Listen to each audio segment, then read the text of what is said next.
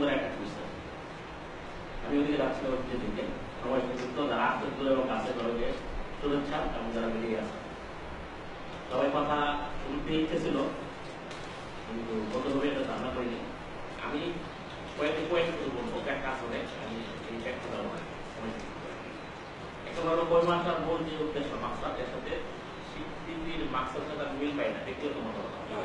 বাকি যারা স্বীকৃতি আন্দোলন করেছে ওনাদের চিন্তা যদি করার চিন্তা করতাম, কিন্তু আমি ওই বর্তমানে যে পজিশন এই হিসাবে পরিমাণটার যে মূল উদ্দেশ্যের সাথে স্বীকৃতির উদ্দেশ্য আর মিল পাবে মানে সরকারি বা রাষ্ট্রীয় এক নম্বর এই আমি বর্তমান স্বীকৃতিতে বিভক্ত, পূর্ণ বিভক্ত, কামেল মোকাম্মাল বিভক্ত।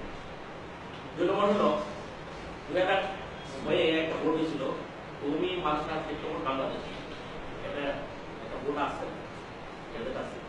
ওই ভোট হওয়ার পরে আবার ভূমি মাদ্রাসা কর্তৃপক্ষ কেন করতে হয় এটা আমার যৌক্তিকভাবে আমার বোঝানো ওটা আছে, সিদ্ধান্ত হয়েছে লেখা আছে এই কাগজপত্রে তাদের কাছে আছে, আমার কাছে কাগজপত্র নাই, সুতরাং আটা ভোট পক্ষকে আমি প্রয়োজন মনে করি ব্যক্তি হবে।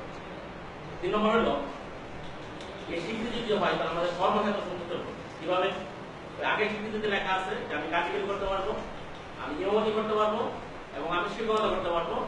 কিন্তু আমার প্রশ্ন হলো এই কাজীগিরি এই বাংলাদেশের কোনো পোস্ট খালি নাই, ইমামতিও খালি নাই এবং আমার ওই সিজনে আমি শিক্ষকতা পারবো, শিক্ষকতা আমি ব্যক্তিগতভাবে শিক্ষক আমি চিন্তা করছি আমার শিক্ষা আসতে। এরপরে আসে যে এই যে প্রতিভা আমরা যারা সাংবাদিক আগে সময় চাচ্ছেন যে আমার চিন্তা হলে আমি তো মানে আরে ভাই ভাই আমি